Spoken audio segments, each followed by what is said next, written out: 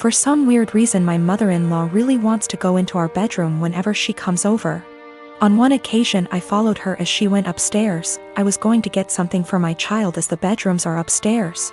And she walked past the bathroom on the main floor and up the stairs behind it. She didn't hear me and I caught her walking straight into my room and rifling through bills on my dresser. She denied snooping, even though I'd just watched her do it. And said she was just going to use our bathroom because she couldn't find the other ones.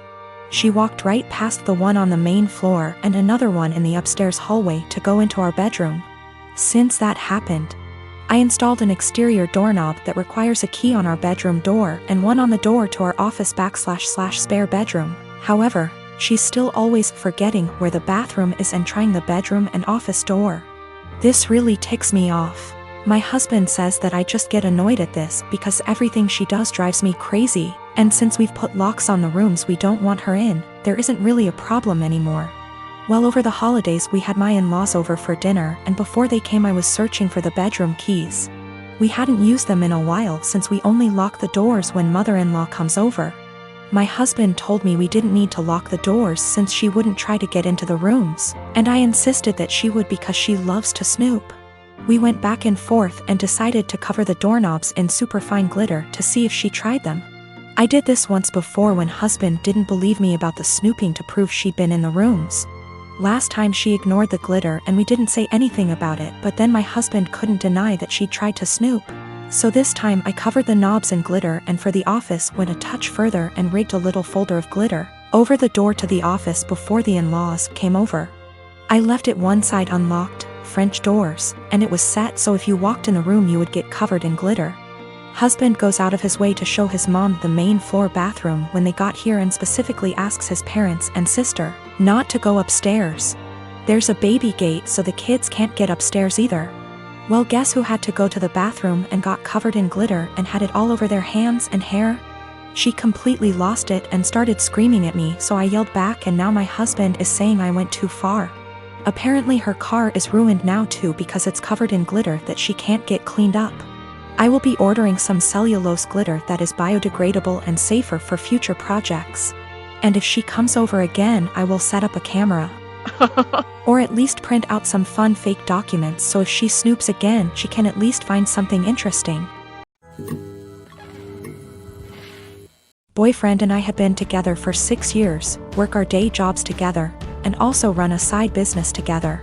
He's my best friend, and despite managing to get past and through a lot together, he hasn't proposed.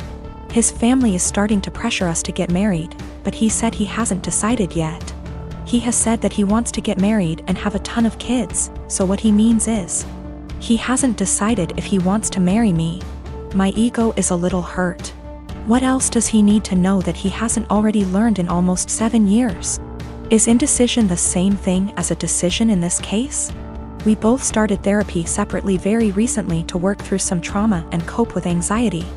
I don't know if I should wait to see if he'll come to some kind of epiphany in therapy, or if I should leave and save the decision for him. I love him a lot, and for a long time I saw a future with him.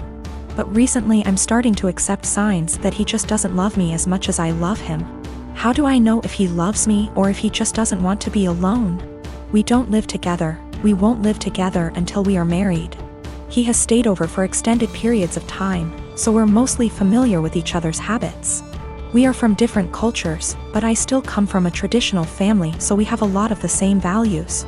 I just consider myself to be more independent. I am very uncomfortable with the idea of an ultimatum. I don't like the idea of forcing someone to make a decision out of fear or because they're backed into a corner. My communication skills are something that I'm pretty proud of, to be honest, but it's something that he struggles with. And that's one thing he wants to work on in therapy. I'm working on not projecting my fears of insecurity onto our relationship, even when he isn't communicating properly. He picked me up and I told him that after the conversation with his family, I've been feeling really insecure in our relationship. And if he's unsure if he wants to marry me, I need to know what he's unsure about. I said if we want to have kids, I really can't wait forever. He says that he is sure he wants to marry me, and he might have had a plan to propose. But when I came over his family completely blindsided him, and now it's awkward, like they've spoiled it. I told him maybe he needs to think about if what we have is what he wants. I just feel it shouldn't be this complicated. Maybe I'm just jaded and bitter at this point and nothing will make me happy. I do believe him. He wouldn't drag me along just for the fun of it. I love him, and our lives are so wrapped up, it's very hard to leave, even if I wanted to. I just wish I could read his mind. I wanted to talk to my therapist before I made any decisions. We both had appointments the following day, and in my session she asked me if I thought I was ready for marriage. I said of course. I've known I wanted to marry him since I asked him to move out with me. 2 years into the relationship and he turned me down. She responded by rephrasing the question.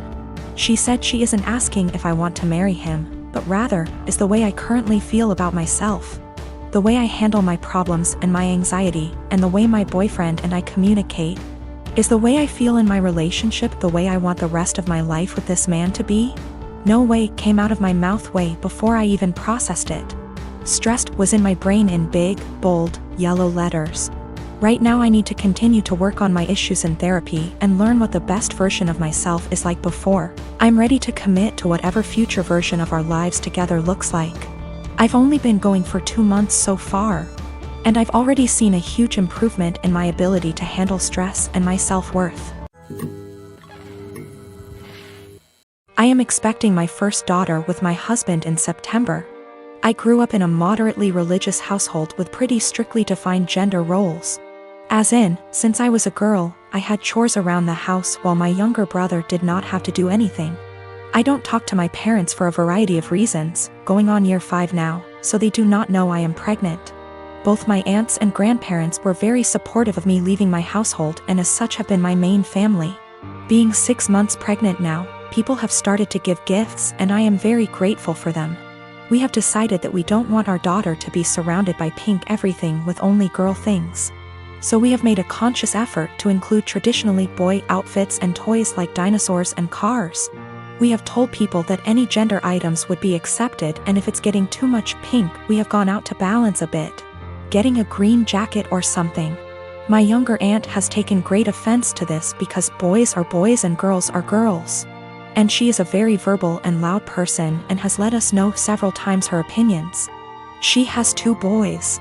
At my baby shower my older aunt gifted us a book called Goodnight Construction Site and a little stuffed truck. My younger aunt went on a tirade about how we are somehow making our daughter trans and not allowing her to be a girl. And she's a loud person, so of course her saying this was more like a yell. And in front of my very liberal in-laws who are very supportive of our choice. Pregnancy hormones took over and I grabbed the toy, gave it to my younger aunt and asked her what part of the penis was needed to operate this toy truck. She yelled that's not what she meant and left. The rest of the baby shower went fine, but it was a bit awkward after. Since then she has been blowing up Facebook where a bunch of people agree with her that I am making my daughter trans, and have been telling me that I was an asshole. The rest of my think what we are doing is fine, but that I shouldn't have handled it that way. I do not care if she ends up loving pink and unicorns etc., we will get her them then. I just was trying to balance out the sheer amount of pink items we were getting from friends and family. Almost every single gift has been heavily pink or girl influenced. To the point where she would not be dressed in anything but pink if we did not go out and buy some more boy things. I also am generally not a person who argues. But I feel like a bit of an unholy because I intentionally said this as deadpan serious as I could and with the intent to embarrass her in front of our family members present. My delivery and question did have the intended effect and she went quite red before leaving. This was also the first transphobic comment I've ever heard out of her mouth. While we all grew up quite conservative, my older aunt coming out 27 years ago really changed my family's perspective. My grandparents have changed from what they previously viewed and my aunt was always supportive of my other aunt. My younger aunt always wanted a girl. So I thought she was just trying to act out her fantasy girl with all her gifts and preferences. I am a 35 years old female just got engaged to my fiancé 37 male Sam. We do not live together because we're waiting till marriage given he and his family are highly conservative Christians but they're really nice and lovable people. I had plans to spend NYE with Sam, but he said he was out for NYE dinner celebration with his parents then called me again inviting me to join them, and I happily did. His parents were there, They welcomed me and ordered many dishes and desserts and drinks. We celebrated and had great time, that is until it was time to pay. I pulled my wallet out of my bag, letting them know that we'll split the check between us. Sam mumbled, "No, you don't have to, we invited you," but I insisted. He and his parents then stared at me.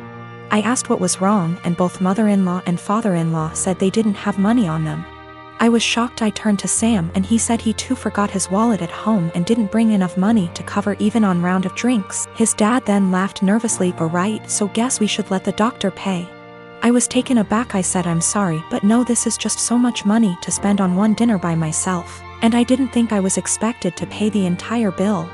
Sam said I should pay and he'd pay me back later, but I said no, since I know he will have to get a job to pay that much money. I said, "I'm sorry, but this isn't the first time I've been put in this situation by him and family, where I'm expected to rescue them after they somehow forgot their wallets and expect bothers to pay hundreds for their extravagant dinner." I told them I'll only pay for what I had and that's it. He and his parents were shocked. They started arguing about how I have the potential to pay right there and then, but I was acting as if they were strangers, not family. But that doesn't mean I'm obligated to pay. How could someone go out to a fancy restaurant, order so many dishes, desserts and drinks without bringing money? Sam begged that I just do it and call it a night, but I refused. The argument got heated, then I got up and walked out. Sam called later at 2 a.m. basically yelling that I ruined NYE celebration and made his parents suffer, because I refused to pay the entire bill. AMD instead acted selfishly and paid only for myself, after they were gracious enough to invite me. I told him how unfair it was for me to pay. Even if I have a good salary doesn't mean I want to spend it all on fancy dinner. He didn't reply, he just said he'll pray that my parents will let this go, and not resent me after I basically damaged the relationship with them. I felt awful thinking I should have covered the bill instead of leaving.